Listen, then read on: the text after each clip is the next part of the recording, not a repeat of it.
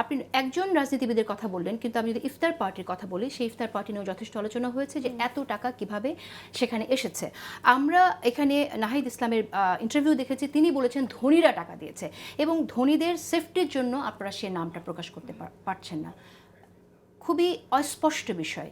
কোন সেফটি আপনারা ধনীদের দিতে চান? যারা কালো টাকা সাদা করতে চায়? আমরা তো জানতে চাই, প্রশ্ন সামনে আসছে।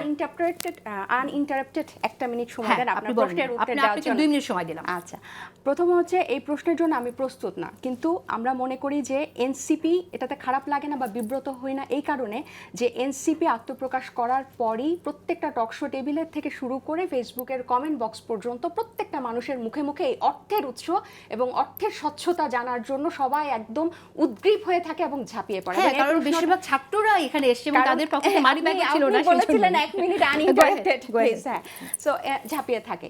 তো আমরা যখন বলি যে পুরাতন রাজনৈতিক সংস্কৃতি বদলায় আমরা নতুন আনবো, তা আপনারা একজন দুজনের অর্থ উৎস জিজ্ঞেস করছেন এবং যে ইফতারের কথা, এটার মনে হয় গত 2 সপ্তাহে আমরা অজস্রবার উত্তর দিয়েছি যে আমাদের ফিনান্সিয়াল পলিসিটা আমরা একদম সুন্দরভাবে প্রকাশ করব। গত 2 দিন আগে একটা ব্যাংক অ্যাকাউন্ট হয়েছে, সেটা সবার জন্য ওপেন করা হবে, কিন্তু ফিনান্সিয়াল পলিসিটা ওপেন করার আগ মুহূর্ত পর্যন্ত আমাদের যে সদস্য আছে তারা প্রতিদিন মাসে একটা ফিক্স আপনাদের চাঁদা দেয় এবং আপনারা প্রচুর টকশোতে ডাকছেন, সেই টকশোর টাকাটা আমরা দিই। এবং ক্রাউড ফান্ডিং, যখন বিশেষ কোনো কর্মসূচি বা ইফতারের মতো এরকম কোনো কর্মসূচি থাকে তখন ফান্ডটা তোলা হয় বা আমাদের যে অ্যাফ্লুয়েন্ট যারা ওয়েল উইশার আছেন তারা দেয়, ধনী বলতে না। এবং বাংলাদেশের রাজনৈতিক কালচারে এই যারাই রাজনৈতিক দলের মধ্যে আপনার ইনভেস্ট করে তাদের একটা সবসময় এটা থাকে যে তারা এখান থেকে কোনো বেনিফিট নেবে বা তাদের সেফটির একটা প্রশ্ন বা উদাহরণ তো অজস্র আছে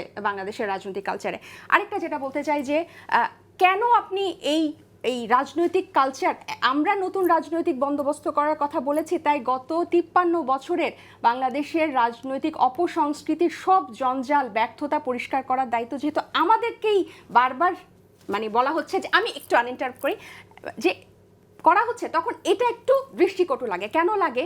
যে যখন গণ অভ্যুত্থানের ভাগিদার সবাই এটার স্টেক হোল্ডার, তাহলে কেন এই রাজনৈতিক অপসংস্কৃতি উঠানোর দায়িত্ব প্রত্যেকটা রাজনৈতিক স্টেক হোল্ডারের হবে না?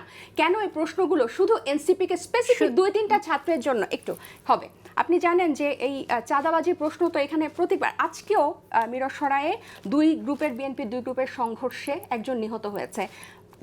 মহাখালীতে যে বাসের যে প্রত্যেকটা বাস যে দূরপাল্লার বাস ছেড়ে যায়, প্রত্যেকটা বাসকে 500 টাকা করে চাঁদা, এবং সেই প্রশ্নটা কিন্তু আমরা করি, অন্তত আমি করি আমার প্রোগ্রামে। অবশ্যই। তাহলে এই যে এই শোডাউন এবং এই চাঁদপুরের আজম খান প্রায় 200 গাড়ি বহর নিয়ে চাঁদপুরে গিয়েছিলেন। কায়কোবাদ সাহেব পুরো 1800টা গাড়ি নিয়ে আপনারা কি কায়কোবাদকে এবং